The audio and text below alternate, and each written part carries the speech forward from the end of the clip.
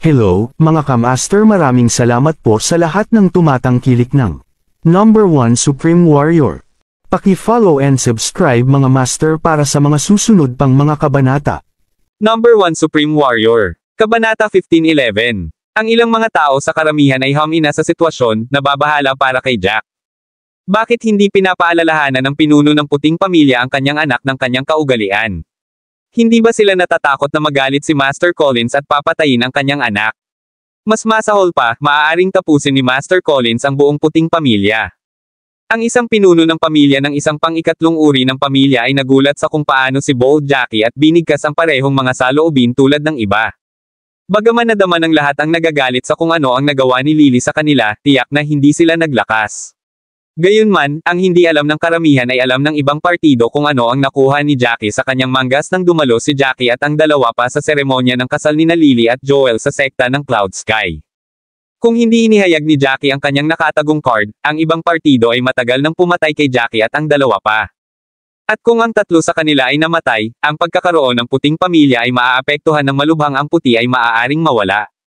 Nang naisip ni Jackie ang araw na ang sekta ng Cloud Sky ay nagpadala ng 6 na mga piling tao na nakikipaglaban at patayin ang tatlo sa kanila, ang hilaw na galit ay dumaloy sa kanya tulad ng lava.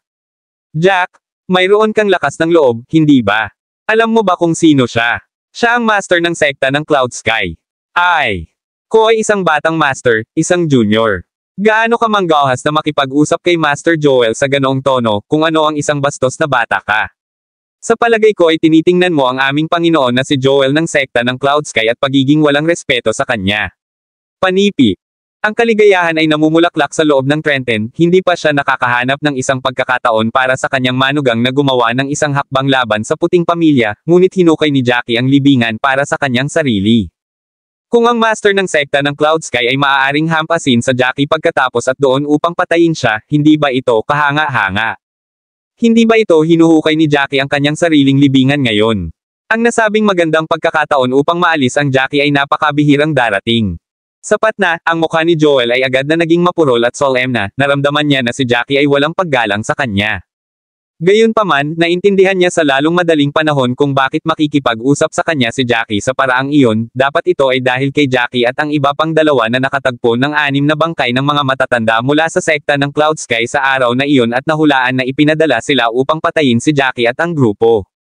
Ngunit, ang brat na ito ay walang katibayan tungkol sa pagpatay sa lahat, paano siya makikipag-usap sa kanya sa isang walang paggalang na paraan? Hindi ba siya naghahanap ng kamatayan? Ang nasabing isang magandang pagkakataon ay ipinakita sa harap ni Joel, naturally hindi niya ito makaligtaan. Brat, mayroon kang mga guts, hindi ba? Hindi mo rin sinusubukan na igalang ang isang nakatatandang katulad ko. Paano mo tinawag si Lily na babaeng iyon? Siya ang aking ika-9 na asawa at mas matanda siya kaysa sa iyo. Hindi mo ba naiintindihan ang mga pangunahing kaalaman sa pagiging magalang sa mga matatanda? Malamig na ngumiti si Joel at tinitigan si Jackie. Well, siya ang babaeng iyon sa aking mga mata. Ano ang gagawin? Ang babaeng iyon ay nakabaluktot na nagdulot ng problema at tinanggal ang aking puting pamilya, bakit kailangan kong magalang sa kanya? Panipi. Malamig na sumingit si Jackie sa pagbabalik. Pinahiya mo ang aking ama sa iyong kasal, at hindi ko pa nakalimutan ang tungkol sa bagay na iyon. Ngayon, matandang lalaki, sabihin mo sa akin, sa palagay mo nararapat sa aking paggalang. Sa palagay mo ba ay natatakot ako sa iyo? Dagdag ni Jackie. Master Collins, mayroon akong ilang mga pagdududa. Sa araw ng iyong kasal, nang pauwi na kami, nakatagpo kami ng 6 na piling tao mula sa sekta ng Cloud Sky.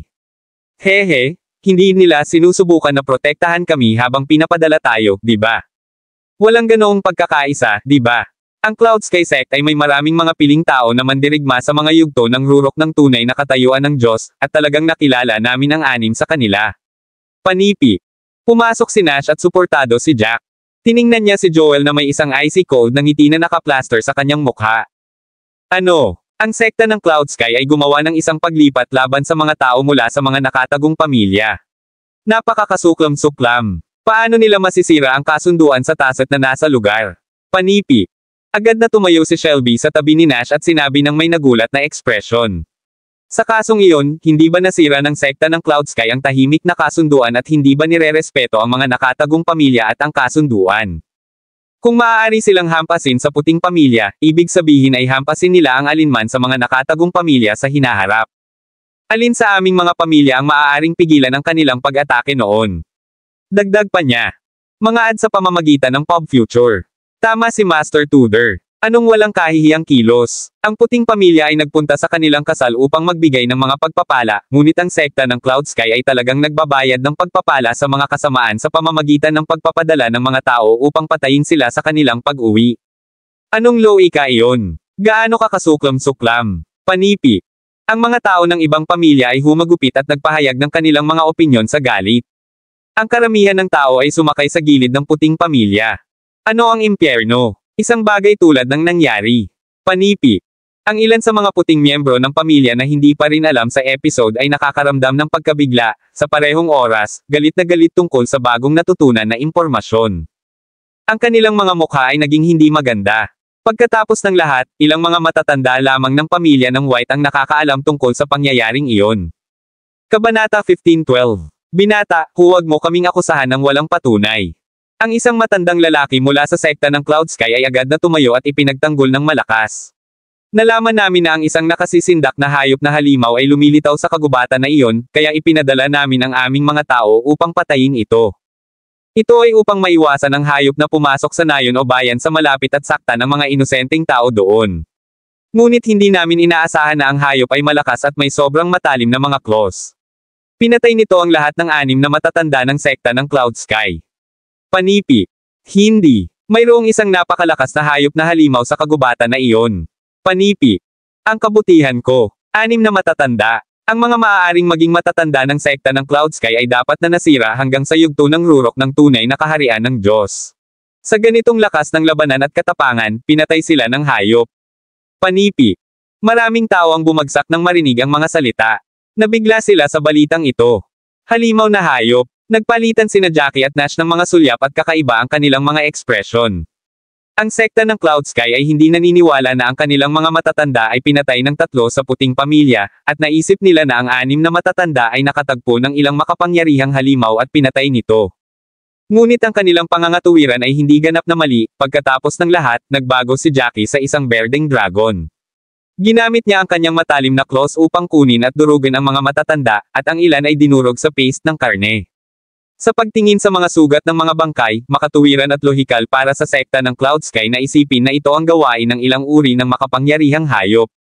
Tulad ng inaasahan, sa oras na ito, ang isa pang nakatatandang sekta ng Cloud Sky ay humakbang at sumakay sa hump. Nangyari ka lang na dumaan sa eksena at nakatagpo ang mga bangkay ng mga matatanda. Paano mo kami akusahan batay sa na? Sinusulat mo lang ang sekta ng Cloud Sky. Panipi. Nash White, ang iyong anak na lalaki ay walang paggalang sa amin, hindi niya talaga inilagay ang sekta ng Cloud Sky sa kanyang mga mata. Huwag alalahanin na pinapahiya niya ang aking ika-9 na asawa, talagang nang ahas siyang paninirang puri ang aming angkan. Galit na galit si Joel.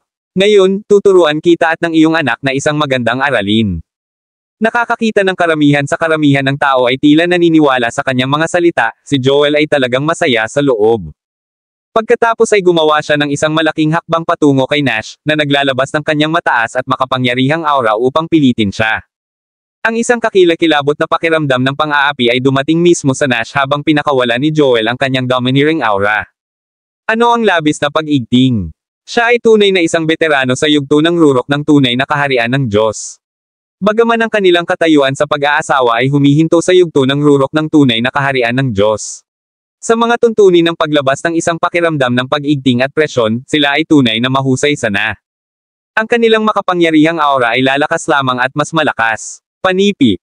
Maraming mga tao mula sa puting pamilya ay malinaw na nadama ang labis na pag-igting na inilabas ni Joel. Hindi nila maiwasang mag-alala para kay Nash.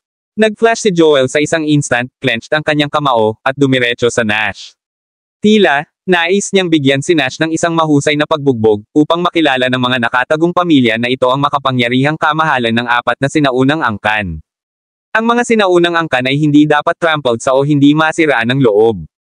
Halika sa akin. Gayunpaman, sa oras na ito, tumalon si Jackie at lumitaw sa harap ng Nash sa isang flash. Siya rin, ay clenched ang kanyang kamao at sumabog ng diretso kay Joel. Brat, naghahanap ka ba ng kamatayan? Sa palagay mo ba ay karapat-dapat kang maging kalaban ko? Panipi. Ang furry ni Joel ay bumuhay sa buhay nang makita niyang sumulong si Jackie para sa kanyang ama. Sa kanyang mga mata, si Jackie ay halos isang junior, isang tumataas na bituin sa mga nakababatang henerasyon. Kahit na siya ay isang piling tao na manlalaban sa intermediate stage o kahit na huli na yugto ng tunay na kaharian ng Diyos, ang pangkalahatang lakas at kapangyarihan ni Jack ay mas mababa pa rin sa kanya. Kaya't nang lumabas si Jackie para sa kanyang ama, hindi direktang ininsulto ni Jackie si Joel, na nagpapahiwatig na si Joel ay nasa parehong antas sa kanya. Boom! Tulad ng nahulog ang huling syllabus ng mga salita ni Joel, dalawang malaking kamao ang bumangga, at isang bingi na tunog ng pagbangga. Ang mga alon ng enerhiya ng Chi ay inilabas mula sa putok, nanginginig ang lupa. Ang nangyari sa susunod na segundo ay ang lahat ay ganap na dumbfounded. Malakas na tumayo si Jackie sa lugar, habang si Joel ay pinasabog ng kamao ni Jack. Walang F***ing way. Halos lahat ay sumigaw sa pagkabigla. Ang kanilang mga mata ay pinalawak na kasing laki ng mga saucer at ang kanilang mga panga ay bumagsak sa lupa. Ang kinalabasan ng labanan sa harap nila ay ganap na lampas sa kanilang inaasahan. Kabanata 15:13. Hindi ba si Jackie na dapat naputok? Paano ito naging mataas at makapangyarihang Master Collins ng sekta ng Cloud Sky? Path.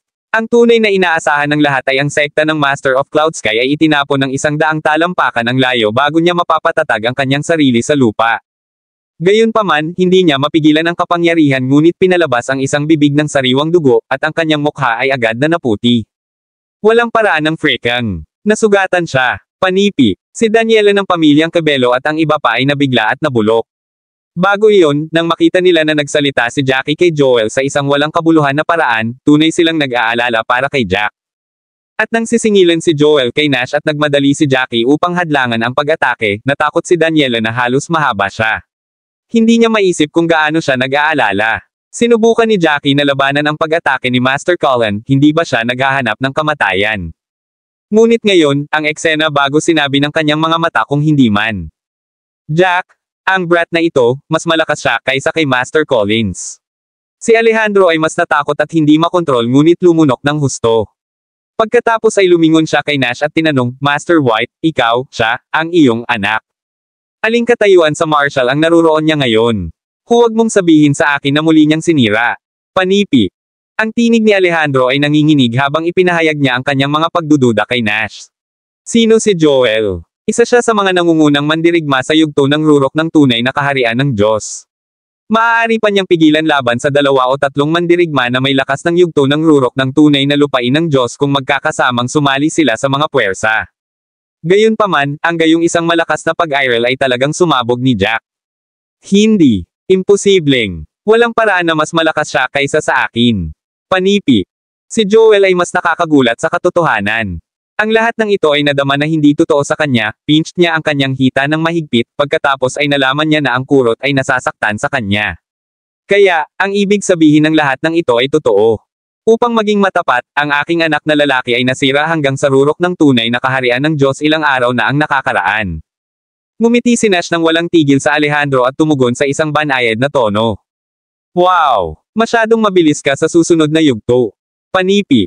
Hindi na mapigilan ni Daniela ang kanyang kaguluhan at tinignan si Jackie na may mukha na puno ng pagsamba, na parang si Jackie ay ilang hindi mabibili na alahas.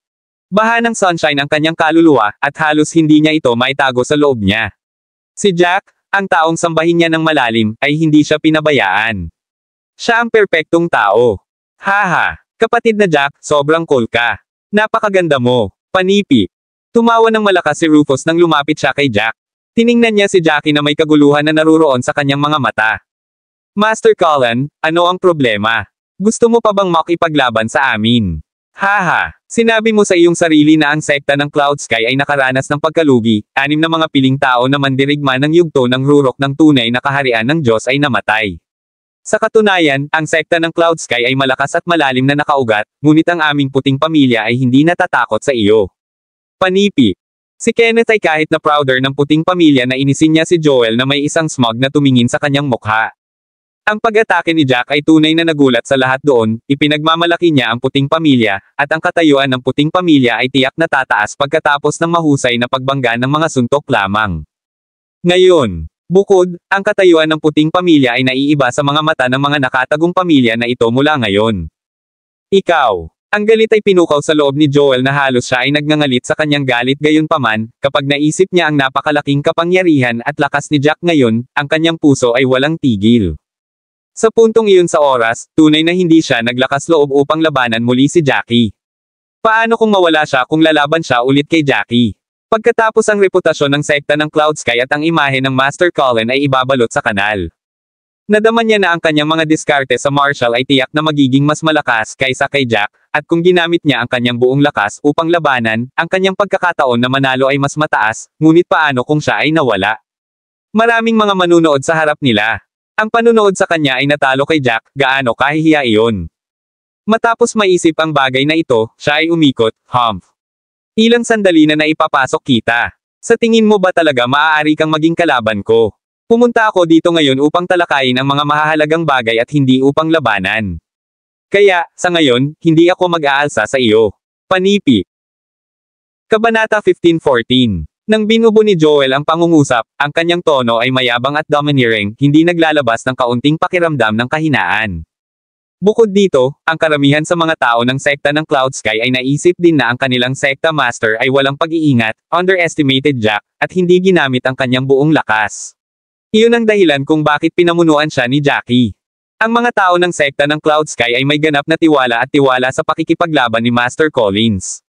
Ang karamihan ng tao na binubuo ng mga tao mula sa mga nakatagong pamilya ay hindi bobo. Ang isang mataas at makapangyarihang tao tulad ni Master Collins ng sekta ng Cloud Sky ay nasugatan ni Jack, bukod dito, hindi niya nais na ituloy pa. Iyon ay malinaw na ipinahiwatig na si Joel ay natatakot sa lakas ni Jack. Mula sa mga pag-uugali ni Joel, naintindihan ng karamihan na ang lakas at labanan ni Jack ay malakas na malakas.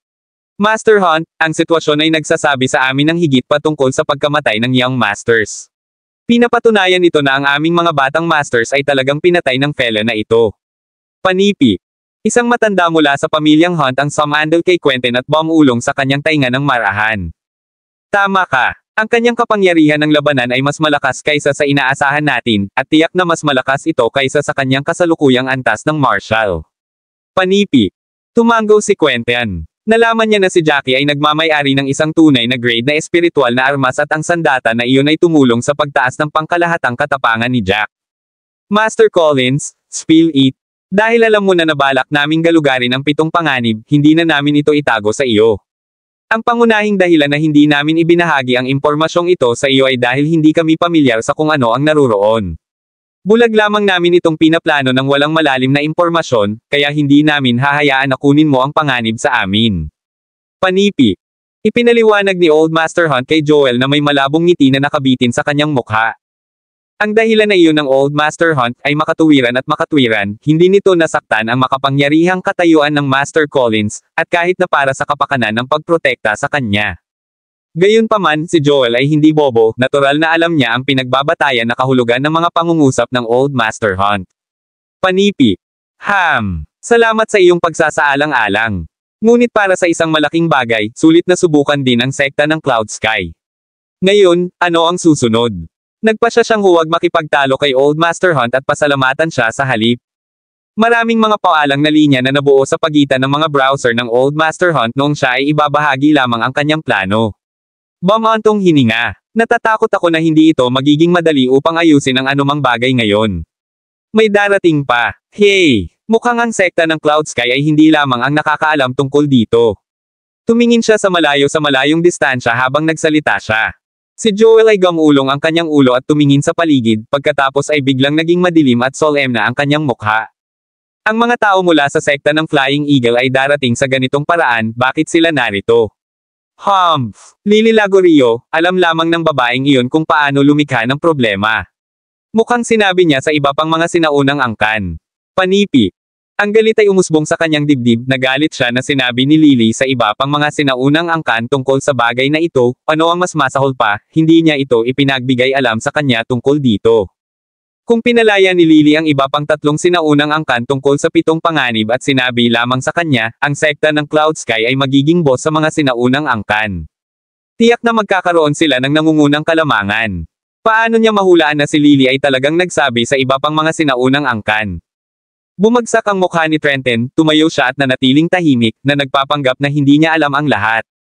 Pagkalipas ng ilang sandali, dumating ang mga tao sa sekta ng Flying Eagle sa parisukat. Hindi nakakagulat para sa Master of the Flying Eagle sect na makita na ang mga tao ng sekta ng Cloud Sky ay naroon din. Pagkatapos ay ikinasal ni Lily ang sekta ng Master of Cloud Sky, natural lamang at lohikal para kay Lily na ipaalam kay Joel ang tungkol sa 7 panganib. Hahaha, ito ay buhay na buhay dito, hindi ba? Sa palagay ko ang mga tao ng Supreme Clarity sect at ang Divine King sect ay darating din sa isang sandali. Panipi. Tumawa ang sekta ng Flying Eagle habang nagsalita siya. Siya ay isang taong may edad na sa edad na mukhang siya ay nasa huli na 40 hanggang maagang 50. Maghihintay ba tayo ng kaunti para sa kanila na dumating? Dagdag niya. Kabanata 15:15. Ang kataas-taasang sekta ng kaliwanagan ay tiyak na darating, ngunit hindi ako sigurado tungkol sa sekta ng banal na hari. Si Shelby ay sumigaw ng malayong ngiti. Ang sekta ng banal na hari ay nagpadala na ng ilang mga piling tao sa 7 panganib. Nalaman ko lang ito tungkol sa ilang araw na ang nakakaraan. Panipi. Ang master ng Flying Eagle sect ay nag-choke sa balita, ang mga sulok ng kanyang bibig ay twitched nang hindi sinasadya ng maraming beses. Humph! Ang sekta ng banal na hari, masyadong nakakalusot sila. Ipinagbigay alam sa amin ni Lily tungkol sa petsa at ang lugar ng pagpupulong, na sinasabi na ang lahat ng pamilya ay magtitipon sa Cabello Estate bago pumasok sa 7 panganib. Paano lamang nila mauuna ang kanilang sariling mga plano? Panipi. Ang Master of the Flying Eagle sect ay nag-atubili ng matagal, ngunit sa huli, sumuko siya ng isang katulad na ideya, natatakot na magdulot ng galit sa publiko. Kung alam niya na ang sekta ng banal na hari ay kumilos na, hindi na siya mag-atubiling at agad na ipinadala ang kanyang mga tauhan upang galugarin ang 7 panganib. Makalipas ang ilang minuto, dumating din ang Master of the Supreme Clarity sect kasama ang isang malaking pangkat ng mga tao. Mukhang hindi kami ang pinakabagong. Ang sekta ng banal na hari ay wala pa rito. Panipi. Oh, hindi sila darating. Ipinadala na nila ang kanilang mga kalalakihan sa 7 panganib. At hindi ko alam kung ano ang pinakabagong sitwasyon doon. Panipi. Ang sekta ng Master of Flying Eagle ay nagsabi ng maayos. Siya ay nagagalit, labis siyang nagagalit. Kung ang master ng sekta ng banal na hari ay nasira hanggang sa panghuli na antas ng Diyos ng mas maaga kaysa sa iba pang mga Panginoon ng mga sinaunang angkan, kung gayon ito ay isang malaking problema. Ang iba pang 3 sinaunang angkan ay kailangang makinig sa kanya sa hinaharap. Sapat na, kapag narinig ng master ng kataas-taasang sekta ng kaliwanagan ang balita, ang kanyang mukha ay lumubog, at ang hilaw na galit ay sumalampak sa kanya. Master with Eager, Harry Yeager, kung ano ang isang kasuklam-suklam na tao. Talagang kumilos siya ng maaga, ha? 7 panganib ay hindi ilang mga karaniwang kagubatan o kuweba, hindi ba sila natatakot na ang 7 panganib ay lampas sa kanilang sariling kakayahan? At sa huli, ang pagkawala ay magiging mas malaki kaysa sa pakinabang. Panipi. Hindi sa palagay ko sila ay matapang na galugarin ang lahat ng 7 lugar ng sabay. Sapagkat pagkatapos ay magkalat ang kanilang lakas at kapangyarihan, at mas mataas ang rate ng kamatayan. Panipi. Si Joel ay nanunuya ng walang pasubali. Sa palagay ko ay nagpatuloy na sila sa loob ng ilang araw, at kung nahanap nila ang paraan upang masira sa tunay na lupain ng Diyos, magiging mahirap. At ito ay magiging mas nakakapagod at masalimuot kung marami sa kanila ang pumutok sa tunay na kaharian ng Diyos. Sa oras na iyon, kahit na tayo ay mga piling tao na mandirigma sa rurok. Yugto ng tunay na kaharian ng Diyos, sa harap ng sekta ng banal na hari, maaari lamang tayong yumoko. Nagpatuloy siya. Maingat na naskan ng Master of the Supreme Clarity sect ang mga kalalakihan sa tabi ni Joel, at sinabing, Joel, ano ang iyong mga plano noon? Gayon din, naalala ko na maraming mga piling tao na martial artist na may kapangyarihan ng yugto ng rurok ng tunay na antas ng Diyos sa iyong sekta. Bakit wala sila ngayon? Tanong niya sa isang nag-aalinlangan na tono ng antas ng Diyos at kasama ang kanyang noo na magkasama. Ang lohikal, ang pulong na ito ay tungkol sa paghahanap ng isang paraan upang masira sa tunay na lupain ng Diyos, at ang mga nasa yugto ng rurok ng tunay na kaharian ng Diyos ay dapat nasabik na malaman ang paraan, di ba? Maaari bang magkaroon ka ng iba pang mga plano? Dagdag niya. Ang mga salita ng gitnang may edad na babae ay nagpukaw ng ilang takot sa karamihan. Ang mga tao ng lumilipad na sekta ng Agila ay nagpalitan ng mga sulyap, sinusuri ang kanyang mga salita. Lahat sila ay natatakot sa totoong dahilan para sa sekta ng Cloud Sky na nag-iiwan ng napakaraming mga piling tao na nakikipaglaban, natatakot sila na ang sekta ng Cloud Sky ay may isa pang pag-aayos. Paano kung ang mga piling tao na mandirigma ay ipinadala upang salakayin ang kanilang mga sekta? Ito ay magiging isang malaking sakit ng ulo para sa kanila. Pagkatapos ng lahat, ang lahat ng mga pamilya at sekta ay nagdala ng lahat ng kanilang mga piling tao para sa ekspedisyon sa 7 panganib. Patay. Patay na sila. Panipi. Una nang hindi pinaplano ni Joel na maikalat ang balitang ito, ngunit dahil napansin ng iba pang mga sekta ang nawawala ng kanyang mga matatanda, wala siyang pagpipilian kundi ipaliwanag. Nakatagpo sila ng isang malakas na hayop na halimaw at pinatay nito. Ano ang mas masahol pa, hindi ko alam kung anong uri ng halimaw na hayop ito. Panipi. Ano? Walang freaking way. Anong uri ng hayop na halimaw ang maaaring maging napakalakas kaya pinatay nito ang lahat ng 6 na matatanda na nasa rurok ng totoong antas ng Diyos? Panipi. Ang master ng kataas-taasang sekta ng kaliwanagan ay tinawag na Oriol Hoffman, isang babaeng may edad na. Bumagsak siya sa mga salita ni Joel. Kung ang gayong nakakatakot na hayop na halimaw ay tunay na umiiral sa mundong ito, magiging kakilakilabot ito. Maaari bang ang hayop ay mula sa 7 panganib? 7 panganib lamang ang maaaring mapangalagaan ng isang malakas na hayop na halimaw. Maliban sa 7 mga panganib, hindi sa palagay ko posible na makahanap ng gayong hayop sa anumang iba pang lugar. Panipi. Si Griffin Langley, ang master ng Flying Eagle Sect, Furrowed at Haka-Haka. Paano ko malalaman? Parin, ang halimaw na hayop na iyon ay may matalim na mga claws. Napaka matalim, at makapangyarihan. Panipi. Ang kadiliman ay nasa buong mukha ni Joel, tiningnan niya ang karamihan at sinabing, ngunit, huwag kang mag-alala tungkol sa amin, habang ang kasabihan, hindi mahalaga kung ano ang isang gutom na kamelyo ay mas malaki pa kaysa sa isang kabayo. Bagaman ang sekta ng Cloud Sky ay nakaranas ng malaking pagkawala, 6 na eksperto mula sa rurok na yugto ng tunay na lupain ng Diyos, 2 tao ang pinamamahalaang upang masira ang rurok ng tunay na kaharian ng Diyos kani-kanina lamang. Kaya, sa pinakamalala, ang katayuan ng sekta ng Cloud Sky ay bumaba sa 4 na sinaunang angkan, ngunit mas malakas pa rin tayo kaysa sa mga pamilya na unang klase. Panipi. Kabanata 15:16. Ganun ba? Binabati kita sa pagkakaroon ng 2 pambihirang tagumpay sa yugto ng rurok ng totoong antas ng Diyos sa panahong ito. Binabati ang Oriol Hoffman mula sa Supreme Clarity Sect bilang isang maliit na smirk na graced ang kanyang mga tampok. Bumantong hininga. Ang aming angkan ay mayroon ding 14 sa yugto ng rurok ng tunay na antas ng Diyos dati. Tulad ng iyong angkan, kamakailan lamang ay mayroon kaming isa na Samires sa yugto ng rurok, kaya mayroon kaming 15 ngayon. Panipi. Ito ay malinaw na Oriol na sumulad sa katotohanan na parang sinasabi niya sa ibang partido na ang kanilang kataas-taasang kaliwanagan na sekta ay lumakas habang ang sekta ng Cloud Sky ay nag-urong sa halip na mapabuti, kaya kakailanganin nilang ay back off ang kaunti sa hinaharap. Hindi nais na ma-overshadowed, si Griffin Langley ay nag-chime na inihayag ang lakas ng kanilang angkan, haha, sinasadya, ang aming angkan ay mayroon ding 2 matagumpay na nasira at nakamit ang rurok na yugto ng tunay na antas ng Diyos, at kasama nito, tayo, lumago mula sa 14 hanggang 16. Mukhang ang aming angkan ay may higit pang mga Panginoon sa yugto ng rurok ng tunay na antas ng Diyos. Panipi. Naging madilim ang ekspresyon ni Joel bago niya binago ang paksa ng pag-uusap, na nagkomento, ano ang paggamit ng pagkakaroon ng napakaraming master sa yugto ng rurok ng tunay na antas ng Diyos. Sa palagay ko ang mga halimaw na hayop ay maaaring nasa panghuli antas ng Diyos, o hindi sila magiging napakalakas. Nangangahulugan ito na ang 7 panganib ay tiyak na naglalaman ng lihim ng pagsira sa pakikipaglaban sa katapangan ng panghuli antas ng Diyos.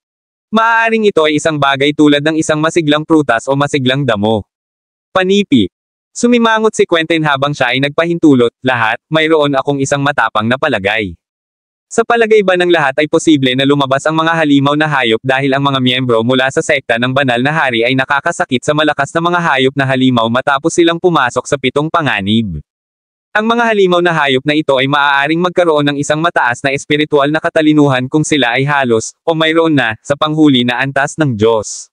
Hindi ba posible na narito sila upang eksaktong paghihiganti laban sa mga tao? Panipi. Mayroong malaking posibilidad ng pag-aakalang ginawa mo lang. Kung hindi, ang aming 6 na matatanda ay hindi namatay. Nakaramdam pa rin ng puso si Joel nang maalala niya ang kanyang 6 na matatanda, ito ay isang malaking suntok talaga. Ang mga matatanda ng puting pamilya, si Nash, ay nadama sa bagay na ipinakita ng kanilang kakaibang ekspresyon.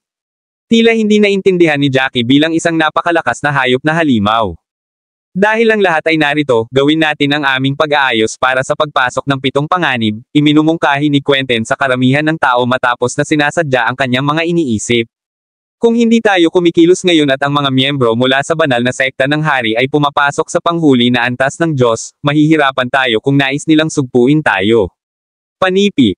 Tama iyon. Kung ang ilan sa kanilang mga miyembro ay nasira sa panghuli antas ng Diyos, madali itong mapabagsak sa amin, ang tatlong iba pang mga sinaunang angkan.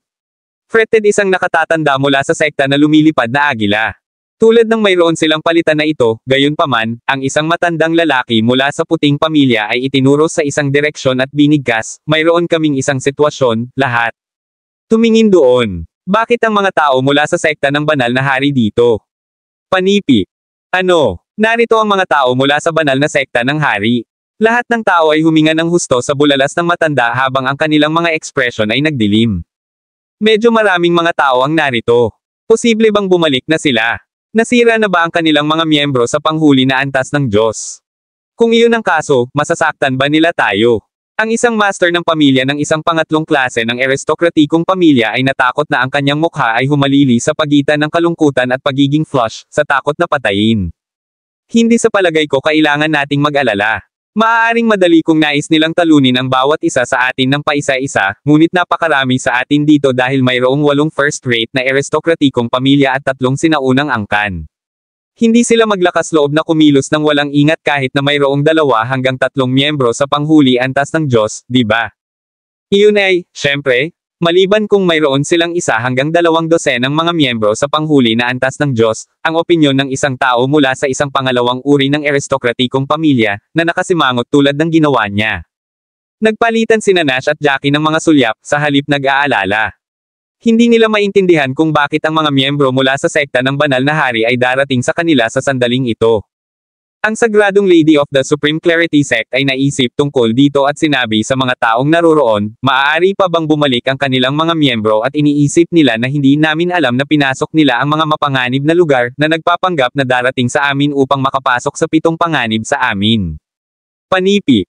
Kabanata 15-17. Nash agad na tumango. Malamang. Pagkatapos ng lahat, wala silang ideya na alam namin na ipinadala nila ang kanilang mga miyembro doon. Panipi. Maya-maya, ang mga miyembro ng sekta ng banal na hari ay lumipad at nakarating sa harap nila. Sumimangot si Oriol at ang unang nagtanong, Master Harry, kayong mga lalaki. Ang tingin ni Harry ay lumusot sa karamihan bago siya nakipag-usap sa kanyang mukha, upang maging matapat, ang ating mga tao ay naghiwalay na sa 3 pangkat at nagtungo sa 3 sa mga mapanganib na lugar upang suriin ang mga bagay. Sa labas, at bumalik na rin sila. Panipi. Haha. Naisip namin na hindi mo aaminin iyon, Master Harry, ngunit narito ka, na inamin ito ng diretso. Sinabi sa akin ni Lily na ipagbigay alam niya sa iyong kumpanya kung kailan magtitipon dito, at papasok kami ng 7 panganib. Sino ang nakakaalam na mabilis kang tumalon? Ibinigay mo pa ang iyong salita bago ito. Nagsalita ang Chokling Joel, kahit na hindi kasiya siya nasisled sa kanyang dibdib. Si Harry ay muling ngumiti ng mapait. Ang aming mga tao ay bumalik mula sa 3 sa mga mapanganib na lugar, ngunit labis kaming nagdusa ng marami sa kanila sa totoong antas ng Diyos at demigod level. Marami sa mga nasa intermediate at pangwakas na yugto ng tunay na antas ng Diyos ay namatay, pati na rin ang 5 sa ating mga miyembro sa yugto ng rurok ng tunay na antas ng Diyos. Panipi. At, mayroon bang mga nangunguna? Ang lahat ay agad na tumingin sa kanya ng inaasahan.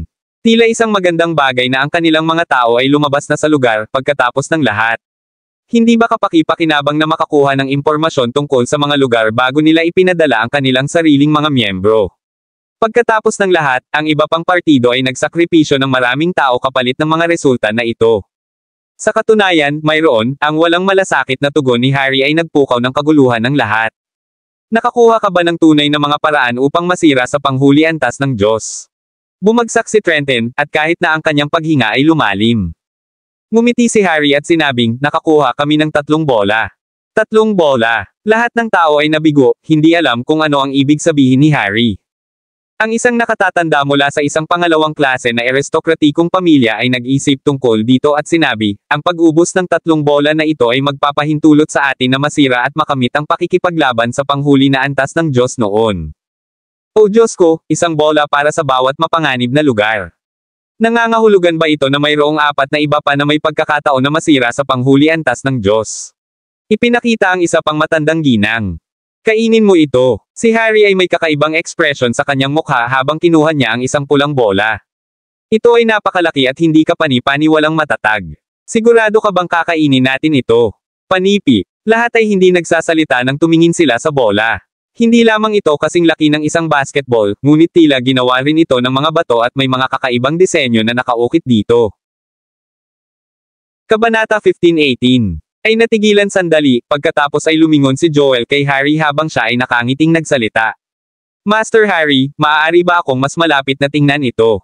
Ito ang kauna-unahang pagkakataon na nakita ko ang ganoong bagay. Panipi.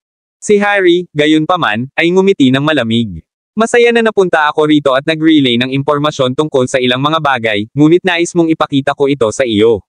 Haha, sinakripisyo ko ang marami sa aking mga tao upang makuha ito. Paano kung hindi mo ito ibabalik sa akin pagkatapos suriin ito ng malapit? Ngayon na napakarami ng mga masters mula sa aming angkan ng patay, nais mo bang labanan kita kung hindi mo ito ibabalik sa akin? Panipi. Talagang hindi na kailangan mong mag-alala tungkol dito. Ang aming angkan ay sinakta ng masamang kapalaran habang nakatagpo kami ng isang nakakatakot na hayop na halimaw, na nagdulot ng pagkamatay ng 6 na masters sa yugto ng rurok ng tunay na antas ng Diyos. Pinakawalan ni Harry si Joel. Bueno, hindi na kailangang panatilihin ito na nakatago tulad ng alam ng ibang mga puwersa tungkol dito. 6 sa iyong mga tao ang namatay. Maingat na tiningnan ni Harry ang mga tao mula sa gilid ng sekta ng Sky, at tila maraming mga makapangyarihang matatanda ang nawawala. Gayunpaman, tinanggihan niya ang kanyang kahilingan na nakangiting, hindi rin ito gagana. Nakuha namin ito ng may labis na kahirapan, at hindi ako nakakuha ng anuman dito kahit na pag-aralan ito sa buong gabi kahapon. Kailangan ko pa ring bumalik at pag-aralan ito ng maayos. Panipi. Ang isa pang nakatatanda mula sa sekta ng banal na hari ay humakbang at hinarap ang lahat. Ang aming sect master ay narito ngayon para sa benepisyo ng lahat, at nais naming huwag mag-instigate ng anumang mga pakikipaglaban sa mga tao dito. Kung may paraan upang masira sa panghuli antas ng Diyos, inaasahan namin na ang lahat ay makakasama. Kapayapaan. Mas mainam kung maaari nating masira. Inaasahan namin na ang lahat sa atin ay maaaring ibahagi kung ito ay isang diskarte sa martial art. Siyempre, wala tayong magagawa kung ito ay ilang nakakain na item at may limitasyon sa bilang. Panipi. Salamat, Master ng sect ng banal na hari. Humakbang si Jackie at gesture sa ibang partido gamit ang kanyang mga kamay. Mukhang dumating si Master Harry kasama ang iyong mga tao upang ipaalam sa amin ang isang bagay, di ba? Tumango si Harry. Narito ako upang sabihin sa lahat kung aling mga lugar ang aming pinaglaruan kaya wala sa iyo na kailangang ulitin ang mga lugar na iyon. Gamit nito, walang mga paglalakbay ang nasasayang o anumang pagkamatay na magaganap. Hindi ako pupunta para sa 4 na iba pang mga mapanganib na lugar, ngunit magiging maayos kung pupunta ka sa mga lugar. Tulad ng para sa mga lihim ng mga bola na ito, mabagal mong pag-aralan ang mga ito pagkatapos mong makuha ang mga ito. Panipi. Salamat, Master Harry. Si Jackie ay gesture gamit ang kanyang mga kamay ng same time habang tinitingnan niya ang matandang lalaki na may puting buhok sa harap niya. Siyempre, medyo mali sa kanya na kumilos ng walang iba na nagmamadali upang maghanap para sa paraan upang masira sa panghuli antas ng Diyos. Gayunpaman, mabuti para sa lahat na siya ay sumulong at ipinaalam sa lahat ang tungkol sa balita na nakuha niya. Hindi bababasa, hindi nila isasakripisyo ang maraming tao ng walang kabuluhan. Si Joel, gayunpaman, ay nag-iingat habang sinuri niya ang bagay bago niya tinanong, Master Harry, paano mo masisiguro na maghanap tayo ng paraan upang masira ang panghuli God level sa pamamagitan ng 3 bola na ito? Paano kung nagkakamali ka? Paano kung ito ay iba pang mahalagang item? Panipi. Malamig na ngumiti si Harry nang marinig niya ito. Maaari mong subukan ito kung hindi ka naniniwala sa akin. Hindi mahalaga kung ano, ang aming mga kalalakihan ay nakatagpo ng isang hindi kilalang sinaunang puno nang maabot nila ang pinakamalalim na bahagi ng mapanganib na lugar. Ang bola na ito ay inilalagay sa gitna ng sinaunang puno, at mayroong isa sa bawat lugar, ipinapalagay ko na pareho ito para sa natitirang 4 na mapanganib na lugar. Dapat mayroong isang kabuoang 7 bola. Panipi. Bukod doon, hindi namin nakita ang anumang iba pang mga mahalagang item, at nakuha namin ang lahat ng mga item na ito sa aming buhay. Bukod sa kakaibang bola na ito, mayroong iba pang mga masiglang damo at masiglang prutas sa mga lugar, ngunit wala silang kinalaman sa panghuli antas ng Diyos. Panipi. Kabanata 15:19. Ang unang nakatatanda ng sekta ng banal na hari ay sumulong sa sandaling iyon at sinabing, sigurado ako na ang lahat dito ay hindi naniniwala sa amin, kaya maaari mo itong subukan sa iyong sarili. Mabait kami upang ipaalam sa iyo, ngunit hindi ka namin pipigilan kung hindi ka naniniwala sa amin at nais na maraming tao ang mamatay sa proseso. Panipi. Naniniwala ako sa iyo, Masters. Si Jackie ay muling nakipag-gesture gamit ang kanyang mga kamay at, baluktot pa rin sa isang bahagyang busog, tinanong, inaasahan kong masasabi sa amin ni Master Harry at kagalang-galang na Masters kung aling tatlong mapanganib na lugar na pinuntahan mo.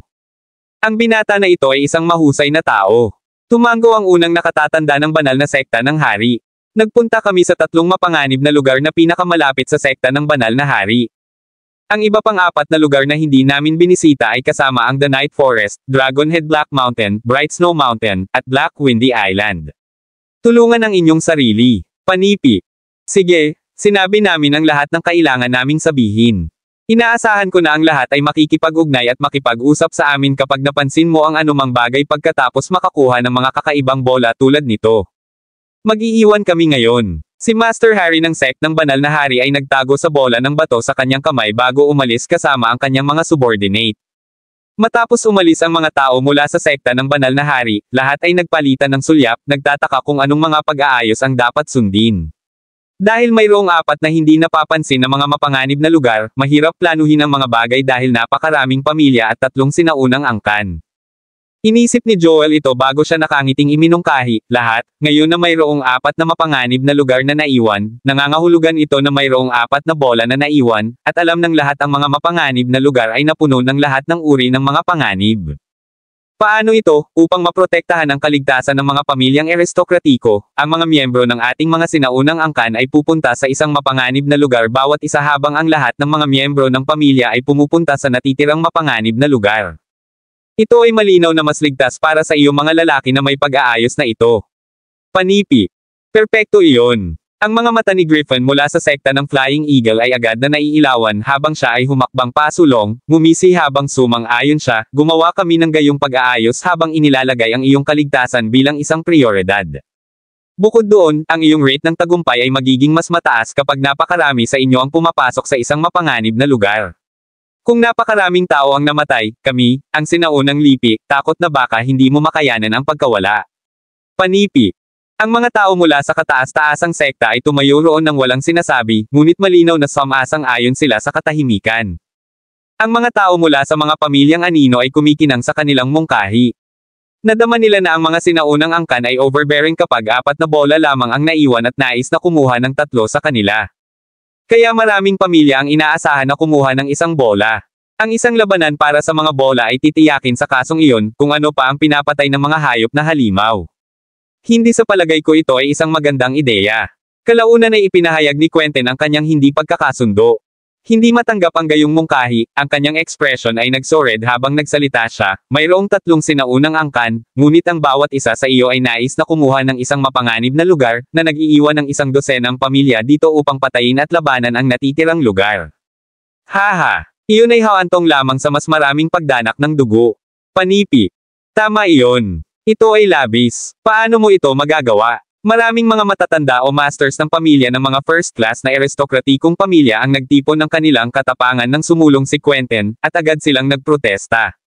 Ang isang matandang lalaki mula sa sekta na lumilipad na agila ay humakbang pasulong at ngumiti ng malamig na may isang mapagmataas na pag-uugali. Overboard. Haha. Kayong mga tao lamang ang mga pamilya ng anino. Paano mo maihahambing sa amin, ang mga sinaunang angkan? Pinarangalan ka na namin sa pamamagitan ng pagbibigay ng isang mapanganib na lugar at pinapayagan kang kumuha ng isa sa mga bola. Huwag mabaygo na pahalagahan ang aming kabaitan. Panipi. Kabanata 1520. Sa sandaling ito, ang isa pang matandang ginang mula sa sekta ng Flying Eagle ay sumulong at, na may isang ngiti sa kanyang mukha, na sneered, ang mga pamilya ng anino ay hindi kwalipikado upang talakayin ang mga kondisyon sa amin. Sumasang-ayon lang tayo dito. Magkakaroon pa ba kayo ng isang pagkakataon, kahit na mas maliit ito, dahil binibigyan namin kayong lahat ng isa sa mga lugar? Ang paglalagay ng iba pang mga bagay, alin sa iyong mga pamilya ang nang-ahas na makipagkompetensya sa amin sa bilang ng mga master sa yugto ng rurok ng totoong antas ng Diyos? Panipi. Malamig na ngumiti si Jackie matapos niyang marinig ito. Tumayo siya at sinabi sa matandang ginang, kagalang-galang na elder, ang sinasabi mo ay hindi tama. Kung ihahambing natin ng paisa-isa, ang bilang ng ating mga Panginoon sa yugto ng rurok ng totoong antas ng Diyos ay tiyak na hindi maihahambing sa iyong tinatawag na mga sinaunang angkan, ngunit paano kung ihahambing natin ang kabuoang bilang? Maraming mga pamilya dito, at ang ilan sa aming mga pangalawang klase ng aristokratikong pamilya ay mayroon ding mga Panginoon sa yugto ng rurok ng tunay na antas ng Diyos. Ano sa palagay mo kung idagdag namin ang lahat? Kakaunti pa ba tayo sa iyo noon? Panipi. Tumahimik sandali si Jackie bago siya magpapatuloy. Bukod doon, hindi ba medyo hindi angkop para sa iyo na bigyan ka lamang ng isang mapanganib na lugar kung maraming pamilya dito? Kung iginiit mo ang iyong mungkahi, hindi ko masiguro na ang aming mga tao ay hindi papasok sa iba pang mga lugar at kunin ang mga bola mula sa iyo. Pagkatapos nito, ang mga bagay ay hindi mangyayari ng maayos hanggat gusto mo, hindi mo ba iniisip? Panipi. Tama iyon. Upang mabigyan ito, kung gayon. Bakit kailangan nating ipamahagi ang mga lugar? Ipasok lamang natin ang mga lugar at tingnan kung paano ito batay sa aming individual na lakas. Panipi. Nangungunang isa sa mga masters ng pamilya mula sa isang pangalawang klase na aristokratikong pamilya, na nasa yugto din ng rurok ng tunay na antas ng Diyos. Kung iyon ang kaso, ang kanilang mga tao ay maaaring maipamahagi sa 2 o kahit na 3 mapanganib na lugar. Sa pag-aayos na iyon, ang posibilidad ng pagkuha ng mga bola ay lubos na tataas. Bata, sa palagay mo ba kailangan nating talakayin ito sa iyo? Sino sa palagay mo ikaw? Galit na galit ang matandang ginang at sinulyapan si Jackie na galit. Sino ako? Haha, kahit ano pa, ako ay lubos na laban sa gayong pamamahagi mula sa inyong mga tao. Malamig na ngumiti si Jackie. Maraming mga miyembro ng puting pamilya, pamilya Cabello, at maging ang pamilyang Tudor ay nagsimulang gumawa ng isang eksena habang sila ay sumigaw ng kanilang pagtanggi ng malakas. Habang ang sitwasyon ay hindi mapakali at magulong, ang matandang ginang mula sa lumilipad na sekta ng Eagle ay nakitid ang kanyang tingin at lumapit kay Jackie sa isang flash. Hinigpitin niya ang kanyang mga kamao habang ang kakilakilabot na Chi ay bumangon mula sa kanila. Bata, dahil hindi mo alam kung paano igalang ang iyong mga matatanda, hayaan akong ipakita sa iyo kung ano ang ibig kong sabihin kapag sinabi kong may malaking pagkakaiba sa pagitan namin. Ang matandang ginang ay nagmamadali kay Jackie habang ang kanyang tingin ay nakatakda, naganap na balak na parusuhan si Jackie na isinaaktibo ang kanyang chi. Kinutya sa kanya, hinigpitin niya ang kanyang kamao bago niya ito itapon upang makagambala sa kanyang pag-atake. Ang batang ito ay nangahas na tumayo pa rin, malakas na pigilan ako. Bumagsak ang puso ng matandang babae nang makita niya kung paano tumayo pa rin si Jackie laban sa kanya. Gayunpaman, ang isang smirk sa lalong madaling panahon ay lumitaw sa mga sulok ng kanyang bibig. Yamang ang binata na ito ay sobrang hindi matiyak, ang suntok na ito ay tiyak na masugatan siya ng masama. Maaaring hindi ito pumatay sa kanya, ngunit sapat na upang ipakita ang kanilang lakas. Maglalagay ito ng sapat na presyon sa tinatawag na mga pamilya ng anino upang baguhin ang kanilang isip sa wakas. Ang binata na ito ay hindi katawa-tawa. Siya ay nangahas na sumalungat sa aming pangatlong nakatatanda. Maraming mga matatanda mula sa sekta ng Flying Eagle ang tumingin sa eksena sa harap nila na parang nakikita ang biro ng bayan, na ngumiti ng malamig sa kanila. Isang bagay na hindi inaasahang nangyari lamang ng 1 minuto lamang. Ang nakita nila, sa kanilang kakilakilabot, ay hindi ang katawan ng binata na nag-zip sa buong hangin dahil sa epekto. Sa halip, ang pangatlong matanda ng kanilang sinaunang angkan ay ipinadala na lumilipad pa atras. Maraming salamat mga kamaster sa walang sawang pagsusubaybay, isang like, share, and subscribe naman dyan mga kamaster. Abangan ang susunod pang mga kabanata.